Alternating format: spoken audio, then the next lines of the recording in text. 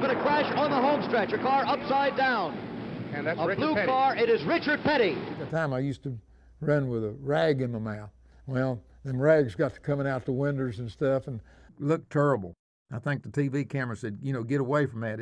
He's coming apart inside that car. And he certainly appears to be unconscious.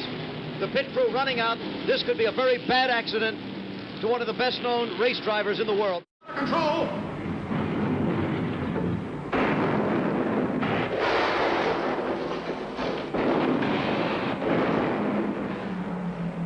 Car dug in and began to roll with the momentum of 4,000 pounds moving at more than 150 miles an hour.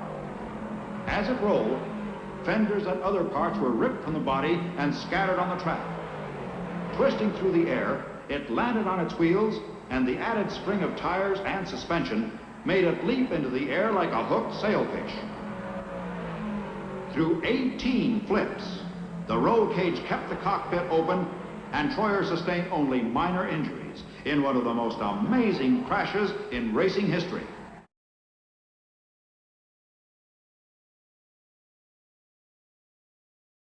Day would end early. And we've got trouble on turn number 4. Car number 30 is upside down. That's Walter Ballard's car. Buddy Baker also involved. Ballard's car coming to rest right side up. We hope he's okay. Walter Ballard from Texas, the rookie last year, and he looks as though he's climbing out.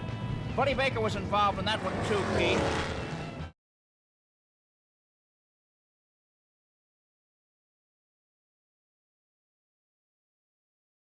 I was watching him in Will Cronkite's car in Atlanta, and he turned over in the infield. I remember saying, if that kid ever makes it right there, the woods are full of them. One of the defining moments was at Atlanta when he went over, knocked himself out, and he got out and he was looking for a ride by the end of the day. He did not want to go back to the dirt tracks. He wanted to stay in NASCAR and Winston Cup racing. Yeah, he was out of control, but desperate people will do desperate things. Right now, Jackie. And the tire explodes on Benny Parsons' car. Benny Parsons' car spins. He goes right into the infield, spinning all the way down the infield. Then behind you can see that car now just out of our picture with A.J. Foyt, and the car was upside down. In that muck you see there, we're still looking at Benny Parsons' car. The tire blew, and there's A.J. Foyt's car coming to a rest. Before you see this car, right now, the car had overturned, as you can see, by the wreckage of the motor car. The mud here, the mud was such a... And here we see slow-mo again. In the car, in this tri-oval at Daytona, the car, second in your screen as it went through there, was the car of Benny Parsons. Suddenly, pieces started to fly off the car, and there they come now. The pieces of the tire, obviously a blowout. The tire flew apart. Benny Parsons kept control for a short while. Then he suddenly began to lose the car. The two cars behind him got through without incident at all. Then he was spinning into the racetrack. The mud in this racetrack, a lot of rain.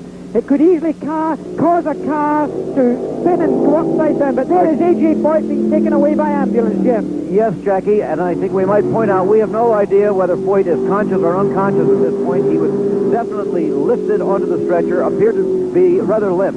This is Benny Parsons in car number 72, rather remarkably, back in action, getting back on the racetrack again. But A.J. Foyt has been removed by ambulance from the racetrack after his car flipped, went on its roof, came back on all four wheels again.